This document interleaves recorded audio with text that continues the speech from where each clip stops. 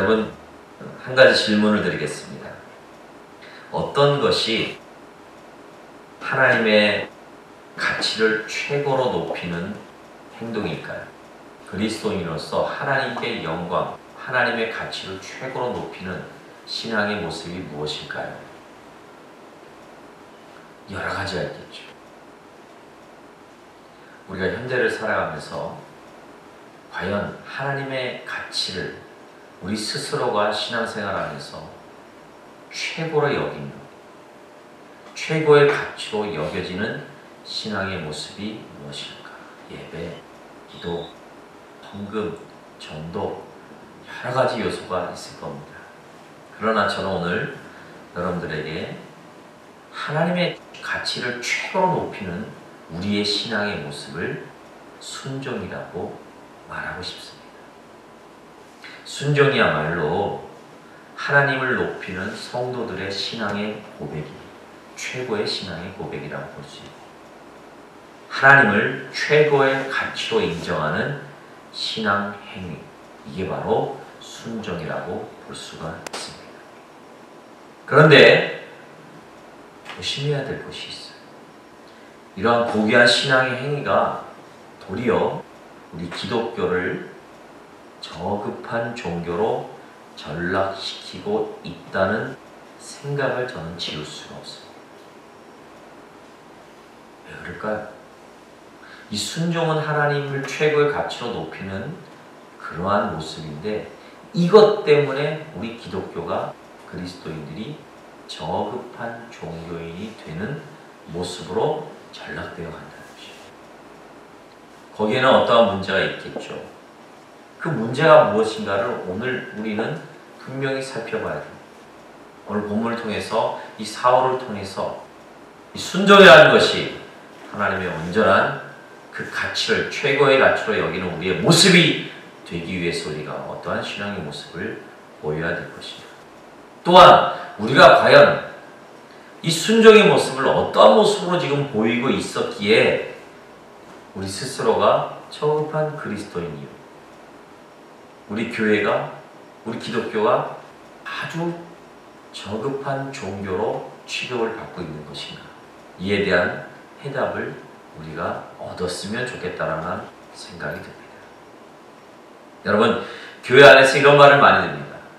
무조건 순종하십시오. 그런데 무엇을 어떻게 순종하라는 것일까요? 또한 무조건 순종하면 어디까지 순종하라는 것일까요? 여러분, 순종하십시오. 하나님 말씀에 순종하십시오. 무엇을 어떻게 순종하라는 것, 어디까지 순종하라는 그 기준을 알고 계십니까? 이러한 순종이라는 단어는 이것에 대한 정확한 정의가 우리들에게 서지 않았을 때 우리의 신앙 모습은 세상과 분리되고 교회는 사회로부터 어떠한 기준을 제시하지 못하고 있는 것이 우리들의 현실이라는 것입니다. 자, 그러면 오늘 본문을 통해서 이 순종이라는 의미의 말씀을 우리는 잠깐 살펴볼 필요가 있겠죠. 자, 구약적인 순종의 의미를 나타내는 단어 하나가 있어요. 그 단어는 샤마라는 단어입니다. 따라합시다. 샤마. 히브리어에 샤마라는 단어가 있습니다. 이 단어를 나타내는 성경 말씀은 열왕기상 3장 9절의 말씀입니다. 누가 주의 이 많은 백성을 재판할 수 있사오리이까? 듣는 마음을 종에게 주사 주의 백성을 재판하여 선악을 분별하게 하옵소서 라고 얘기할 때 듣는 마음을 이라는 단어를 샤마라는 단어로 표현했습니다. 여러분, 듣는 마음이 순종이에요. 그런데 한 가지 더 우리가 더 깊게 생각해야 될 것은 오로지 단순히 귀를 기울여 듣는다는 청각적인 행동을 샤마라 그러지 않는다는 것입니다. 도리어 귀로 들은 내용을 잘 분별해서 행동으로 옮기는 것을 포함하고 있는 것이 바로 샤마의 뜻이라는 것입니다. 귀로 듣고 문제 해결을 위해 직접 우리의 몸으로 움직여서 행동까지 나타내는 것이 바로 순종, 구약적인 샤마의 뜻입니다. 우리는 들어요.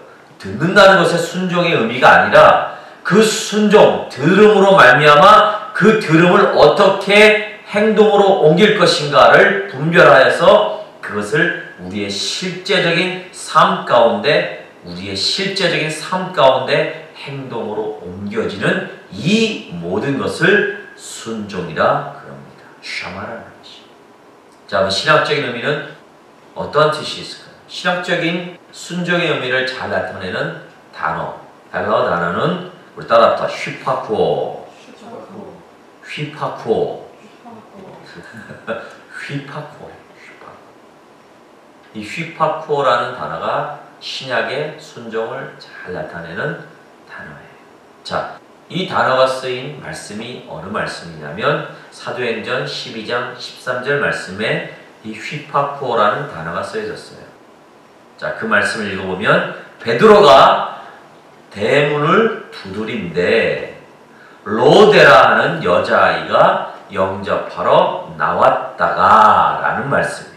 자, 이 말씀에서 로데라는 여자아이가 어떤 사람이 문을 두드렸을 때 그 소리를 듣고 보려고 나왔다가 응답하여 결국 문을 열어주는 의미, 듣고 문을 열어주는 의미, 이것이 바로 휘파쿠오라는 순종의 의미입니다. 정리하면 순종이라는 의미는 구약과 신약을 통해 보면 하나님의 말씀을 청정하고 그 말씀에 응답하고 그 말씀을 구체적으로 실천하기 위해 실제적으로 움직인다는 것을 말하고 있다는 것입니다. 이게 바로 진정한 순종의 의미예요. 자, 그런데 이 순종의 의미는, 이 정의는 잘 알겠죠. 이해가 되겠죠. 듣고 가만히 있는 것이 순종이 아니에요. 샤마나 휘파쿠오는 듣고 그 말씀에 대하여, 그 상황에 대하여 반드시 즉각적인 행동의 모습이 드러나는 것이 순종이라는 것입니다. 하나님 말씀이 가라, 하지 말라, 하라 라는 것에 대하여 우리가 판단하고 그 말씀을 어떻게 잘 이루어갈 것인가를 우리의 삶 가운데 조명하여서 그대로 실천하고 그대로 따르는 것, 이것이 바로 순종이라는 것입니다. 이 순종의 모습이 온전히 우리의 삶 가운데 있어지길 예수 이름으로 축원드립니다. 듣고 마는 것이 아니라 그대로 따르십시오. 그대로 따라가는 것입니다. 행동하는 것입니다. 이게 순종이에요. 그런데 여기에 이 순종을 이야기하기 전에, 정의하기 전에 우리가 반드시 알아야 될 전제 조건이 있다는 것입니다. 순종의 전제 조건이 있어요. 순종을 이야기하기 전에 하나님께서 우리에게 먼저 요구되고 회복되어야 될 신앙의 모습이 있다는 것입니다. 첫 번째로 순종을 말하기 전에, 순종을 행하기 전에 우리에게 필요한 전제 조건은 순종을 평가하시는 분이 하나님이라는 사실을 기억해야 된다는 것입니다.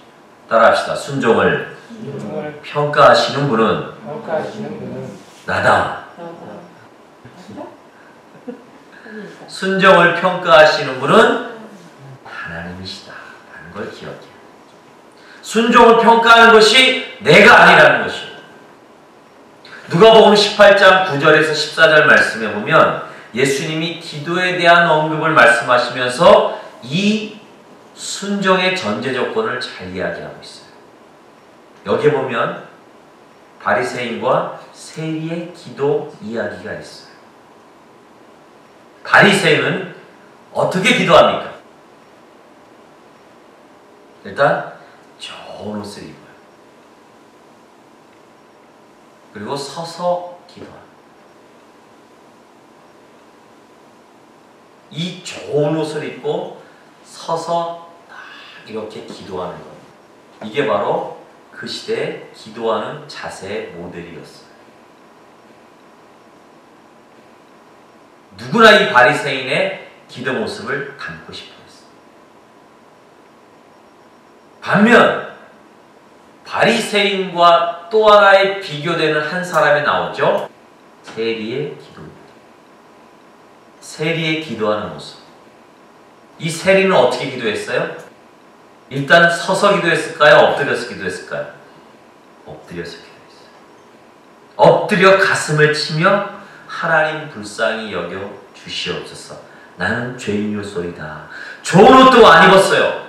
서서 기도하지도 않았어요. 엎드려서 얼굴도 못 든 상태에서 그냥 하나님 불쌍히 여기서 나는 죄인이오소이다 하는 고백만 했어요. 이런 자세는 당시 상황에 보면 정상적인 기도의 자세가 아니었어요. 그 시대의 정상적인 기도에는 누구의 기도였어요? 바리새인의 기도였어요. 그런데 중요한 건 이 말씀에서 누가 누구의 기도를 옳은 기도요, 바른 기도라고 인정했습니까? 바로 예수님이 정반대로 바리새인보다 세리의 기도를 의롭다고 여기셨어요.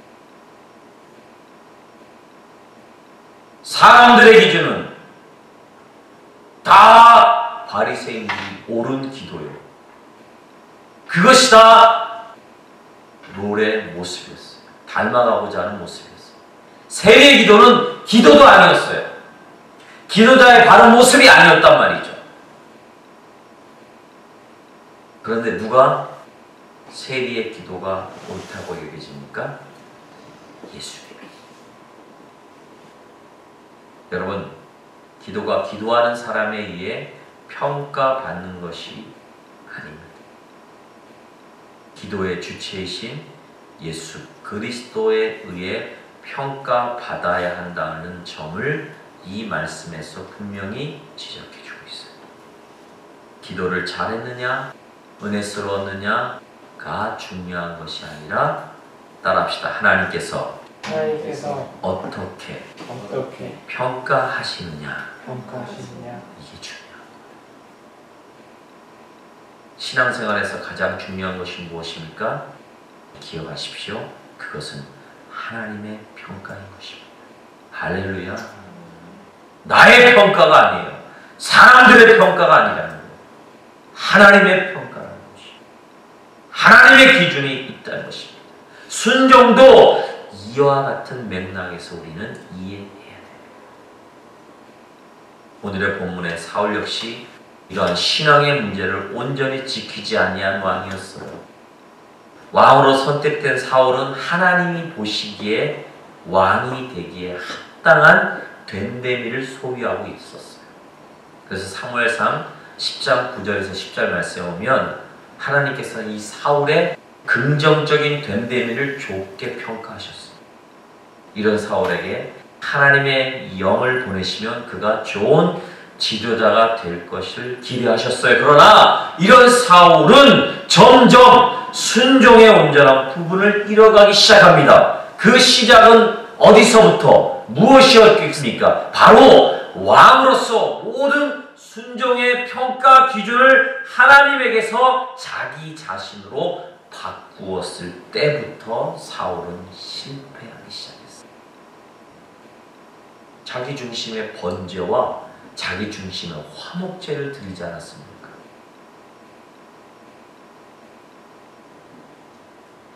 밑빠진 독에 물을 붓는 예와 여러분 혹시 알고 계십니까? 어느 나라의 임금이 한 신하를 불러 이상한 명령을 내렸어요. 너는 이곳에 있는 우물물을 길어 저 밑빠진 독에 가득히 채우라 그랬어요. 그럼 이 명령이 타당한 명령입니까? 이 우물에 있는 물을 길러다가 왕궁에 있는 밑빠진 독에 물을 채우라 그랬습니다. 말이 되는 명령입니까? 그렇지만 이 충성스러운 신하는 오직 임금의 명령만 생각하면서 밤을 낮 삼아 물을 길러 나르기 시작했어요. 계속 날라요. 밑빠진 독에 물이 채워집니까? 채워져요? 안 채워지는 게 당연한 거죠. 밑 빠진 독에 구멍이 났으니 물이 암만 채워도 독은 안 채워요. 그러나 안 채워지는 것 동시에 무엇 하나가 또 현상이 일어났죠? 우물의 물들은 점점점 없어지기 시작합니다. 명령의 축복. 계속 드디어 바닥이 드러났어. 우물물의 바닥이 드러났어. 근데 독은 채워지지 못했어. 근데 이 신하가 저기 물 빠진 우물 밑바닥을 보니까 번쩍 빛이 나는 거였어. 가서 내려가서 보니까 거기 뭐가 있어요? 황금 덩어리가 엄청 크게. 신하는 임금 앞에 무릎을 꿇었어. 임금님 용서하소서. 제가 독의 물을 다 채우지 못했습니다. 임금님의 명령에 제가 다 그것을 충성하고 순종하지 못했습니다. 그러나 우물 바닥에서 이 금덩어리를 건졌나이다. 임금은 빙그레 웃으며 말했어요. 밑 빠진 독의 물을 채우겠다고 우물이 바닥나도록 참 너가 수고했구나. 너는 참으로 충성된 신하다. 그 금덩이는 그렇게 충성한 결과로 얻어지는 내 선물이다. 라고 그 신하에게 그 왕이 금덩어리를 주었습니다. 사랑하는 성도 여러분, 진정한 순종의 모습이 이러한 모습이 아닐까 생각되십니다. 우리의 순종의 대상과 기준이 내가 아닌 바로 하나님이라는 것을 바로 깨닫고 기억하시고 그대로 실천하시는 우리의 모습이 되길 예수 이름으로 축원드립니다. 두 번째로는요, 순종을 얘기하기 전에 전제 조건은 어떤 것이 되어야 되냐면 따라합시다. 진정한 순종이 필요합니다. 진정한 순종이 필요합니다. 우리 현대인의 신앙 라이프 중에 중요한 것은요, 진정한 순종이 필요해요. 무조건적인 순종보다 진정한 순종이 필요하다는 것입니다. 성경을 우리가 연구하다 보면 언약 신약 혹은 계약 신약이라는 말을 들었을 것입니다. 여러분, 이 언약의 정의는 이래요. 쌍방간에 이해해야 할 조건이 있고 거기에 부합하는 응답이 있으며 결과가 있다는 말입니다. 하나님 말씀에 조건 없는 응답이란 없다라는 말씀이에요. 잘 기억하세요. 이 언약 신약, 계약 신약은 무엇인가 상대방이 이해할 수 있는 부분, 조건이 있고 그것에 대한 결과가 있다는 것입니다. 그러니까 하나님께서 언약을 맺으실 때 그냥 맺으신 것이 아니에요. 거기에 뭐가 있다는 것입니까? 전제 조건이 다 있다는 것입니다. 여러분, 우리 기독교가 아무 무조건적인 순종을 강조한다면 기독교는 일반 종교와 다를 게 없어요. 기독교를 아주 맹목적인 종교로 만듭니다. 가끔 보죠. 믿어라! 믿으십니까? 뭘 믿어? 지금 다 굶어 죽고 다 상황이 열악한데도 하나님 앞에 빚을 내어서 드리십시오. 믿으십니까? 하나님 말씀하셨어요. 믿지 않으면 믿음이 적은 거예요. 이 믿음이 적은 자들아. 한번 강요하는 이 맹목적인 믿음을 강조하는 게 얼마나 많은지 몰라요. 이 무조건적인 순종은 어떻게 보면 하나님에 대한 것이라기보다는 사람에 대한 강요가 될 수밖에 없다는 것을 기억해요. 이러한 사람에게 보이기 위한 순종은 사람에게는 칭찬을 받을 수 있을지 모르지만 하나님은 그를 모른다고 하실 수 있습니다. 여러분들의 질문을 드리겠습니다. 예수 이름으로 무엇이든 구하면 다 주신다는 말이 맞습니까? 예수 이름으로 무엇이든 구하면 다 주신다는 말이 맞습니까? 틀립니까? 맞습니까? 틀립니까? 맞습니다. 대부분 예라고 대답을 합니다. 그러나 이 대답은 맞을 수도 틀릴 수도 있어요.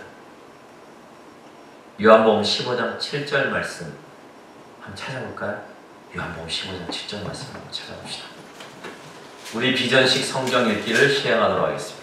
요한복음 15장 7절 말씀. 눈으로 보고 입으로 소리내고 손으로 짚어가면서 고백하도록 하겠습니다. 시작. 너희가 내 안에 거하고 내 말이 너희 안에 거하면 무엇이든지 원하는 대로 구하라. 그리하면 이루리라. 무엇이든지 예수 이름으로 구하라. 그리하면 이루리라. 라고 되어 있습니까? 그 전에 전제 조건이 뭐라고 되어 있습니까? 너희가 내 안에 내 말이 너희 안에 거하면이라는 전제 조건이 있는 거예요. 여러분 이 말씀을 잘 기억해야 돼요. 예수 이름 무엇이든 구하면 다 주신다는 말이 맞습니다. 그러나 이것에 대한 전제 조건을 우리는 분명히 생각해야 된다는 거예요. 뭐예요? 너희가 내 안에 내 말이 너희 안에 거할 때 예수 이름으로 구하면 무엇인지 다 이루어 주신다. 근데 우리는 어떻습니까? 너희가 내 안에 내 말이 너희 안에 거하는 것을 싹둑 잘라버리고 무엇이든지 예수 이름으로 구하면 다 된다고 하는 것이. 이게 무조건적인 순종의 모습입니다. 여러분 잘 기억해야 돼요. 사울의 순종은 결국 실패할 수밖에 없는 이유가 뭡니까? 사울은 하나님과의 관계보다 자기 중심적인 삶의 모습으로 하나님을 자기의 필요를 채워주시는 분으로 전락시켜버렸기 때문에 사울은 실패한 것입니다. 여러분 우리가 현대적인 신앙의 라이프 스타일을 가지고 순종의 모습으로 하나님께 나아가는 자들이라면 우리는 하나님이 내 안에 거하고 하나님의 말씀이 내 안에 거하는 이 전제 조건을 먼저 이루어짐으로 하나님 중심의 신앙의 모습, 그분이 무엇을 원하고 그분이 무엇을 지금 뜻하고 바라고 계신가를 먼저 생각하는 하나님과의 관계를 먼저 우리가 생각하며 그 관계를 회복하며 나아가며 보이는 순종의 모습, 이것이 진정한 우리가 보여야 될 순종의 모습이라는 거예요. 근데 사울은 그러지 않았어요. 순종하는 것 같으나 하나님과의 관계가 완전히 깨어져 버린 그 관계에서 하나님 앞에 순종하는 그것은 온전한 순종의 모습이 아니라는 것입니다. 사울은 자기를 너무나 사랑한 나머지 자기를 그처럼 위대하게 만들어주신 하나님과 바른 관계를 맺는 일에 실패하고 말았다는 것입니다. 여러분 진정한 순종을 여러분들의 삶 가운데 보여드리길 원한다면 먼저 하나님과의 관계를 생각해 보십시오. 어떤 관계? 내가 주님 안에 거하고 주님의 말씀이 내 안에 거하는 이 하나님과의 관계를 먼저 개선하고 나갈 때 그때 우리가 무엇이든지 구하면 다 응답해 주시겠다. 이 신앙의 모습이 먼저 전제되어야 돼요. 이게 현대를 사는, 그래서 순종의 모습으로 하나님을 최고의 가치로 높여드리는 자의 가장 중요한 신앙의 모습입니다. 맹목적인 그러한 순종의, 맹목적인 그러한 모습의 사울의 모습이 우리의 모습이 아니에요. 실패하고 사울보다 더 흉악한 죄를 지었지만 그래도 버리지 아니하시고 그래도 살아가시는 다윗처럼, 다윗은 어떻습니까? 그가 죄를 지었을 때 다 시편 50편 하나님 내가 가장 두려워하는 것이 무엇입니까? 주의 신이 내게 떠나는 것이 가장 두렵습니다. 내 죄에 달게 맞겠습니다. 그러나 나보다 내가 지금 두려워할 것은 하나님과 나와의 관계가 깨어진 것을 가장 두렵게 여깁니다. 하나님 날 떠나지 마소서. 내 죄가는 내가 달게 받겠지만 하나님 그러므로 나를 떠나지 마소서. 다윗은 하나님의 관계를 더 중요시 여겼다는 거예요. 하나님과의 친밀감을 더 중요하게 여기고 나아갔다는 것입니다. 여러분, 여러분과 하나님과의 관계가 아무리 여러분과 하나님과의 관계, 하나님 앞에 여러분이 얼마나 순종의 모습을 그렇게 보인다 할지라도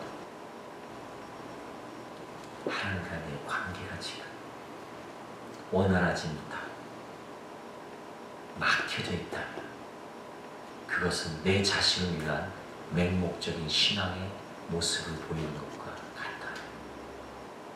하나님과 이 관계성을 먼저 회복하시길 바라겠어요. 이 관계성을 먼저 살펴보시길 바라겠어요. 그게 진정한 순종의 모습을 하나님이 보이는 전제 조건이라는 것이. 여러분 이 사실을 꼭 기억하셔야 돼요. 순종의 전제 조건은 하나님과의 관계를 먼저 회복하시는 이 신앙의 모습이 되게 필요한 거예요. 말씀을 맺겠습니다. 순종에서 중요한 것은 나 혼자 생각하고 나 혼자 실행하는 것이 아니라 순종을 요구하시는 분의 온전한 뜻을 따라 사는 것이 진정한 순종이라는 것을 기억하시길 바라겠습니다. 아무거나 무조건 순종한다고 말하지 마십시오. 그렇게 행동하면 미신에 가까워지는 것입니다. 먼저 하나님이 어떤 분인가를 분명히 아십시오. 그리고 하나님을 신뢰하십시오. 또 주님 우리에게 명령하시는 내용이 무엇인지, 왜 그처럼 요구하시는지 그 의미를 분명하게 이해하시길 바라겠습니다. 그러기 위해서 먼저 하나님과의 관계가 중요하다는 것이. 이것이 무너지면 무엇을 요구하고 왜 그렇게 해야 되는 하나님의 마음을 읽을 수가 없잖아요. 하나님을 하나님으로 섬기는 성도님들 되시길 바라겠습니다. 하나님을 최고의 가치로 인정하십시오. 이것이 순종입니다. 기도하겠습니다. 하나님 감사합니다.